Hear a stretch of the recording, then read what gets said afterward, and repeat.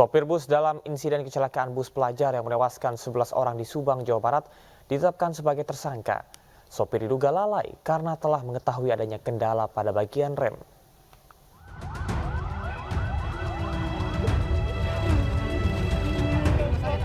Pasca kecelakaan bus pariwisata Putra Fajar yang menewaskan 11 orang di Ciater, Subang, Jawa Barat, polisi telah menggelar olah TKP dan memeriksa 13 saksi, serta memeriksa fisik kendaraan bus.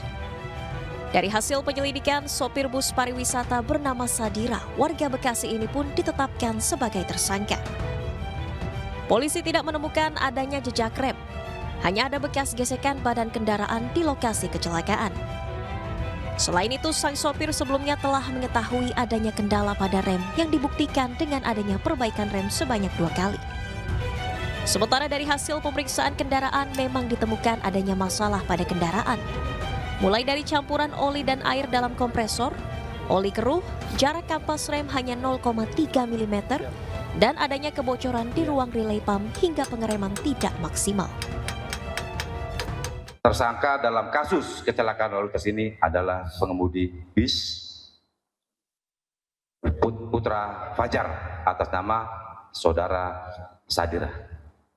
Yang bersangkutan nanti akan kita kenakan pasal 311 ayat 5 Undang-Undang Lalu Lintas nomor 22 tahun 2029 dengan ancaman pidana maksimal kurungan 12 tahun dan denda 24 juta rupiah. Polisi masih terus mendalami kasus kecelakaan ini dan tidak menutup kemungkinan adanya penambahan tersangka lain. Sebelumnya, bus rombongan pelajar SMK asal Depok mengalami kecelakaan maut di Jalan Raya Ciater, Subang, Jawa Barat. Bus Putra Fajar terguling, menabrak 3 sepeda motor serta 1 minibus dan menewaskan 11 orang.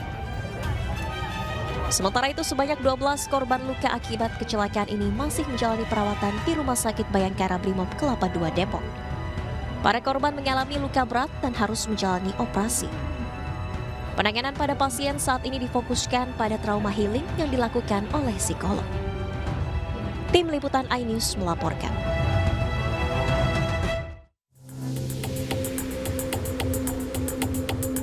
Pasca kecelakaan maut bis Trans Putra Fajar yang membawa pelajar SMK Lingga Kencana Depok di kawasan Ciater, Kabupaten Subang, pemerintah Kota Depok memperketat izin kegiatan studi tur perpisahan pelajar. Belakangan ketahui, bus yang berasal dari wilayah Wonogiri, Jawa Tengah itu tidak layak jalan dan ujikir telah kadaluarsa. Akibat peristiwa ini, pemerintah Provinsi Jawa Barat mengeluarkan surat edaran larangan kegiatan studi tur.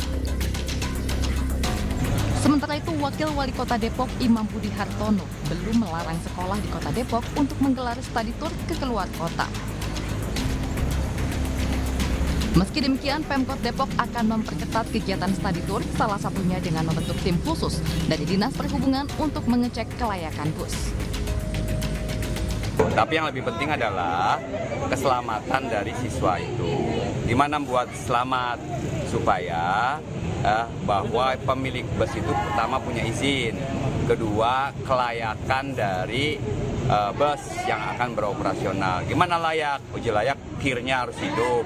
Kedua, sebelum berangkat, ya kami dari Dinas Perhubungan siap ngecek dari bus yang disewa oleh pihak sekolah. Kalau sekolah harus izin dulu, maksudnya harus ke disub dulu, biar nanti kalau nggak layak suruh pulang. Kayak kemarin kan itu nggak layak tuh. Harusnya kemarin ada pengecekan, tapi karena kemarin nggak ada, akhirnya terjadilah kecelakaan seperti itu. Sebelumnya, kecelakaan maut bus studi tur SMK Lingga Kencana Depok terjadi di kawasan Ciater, Kabupaten Subang, Jawa Barat.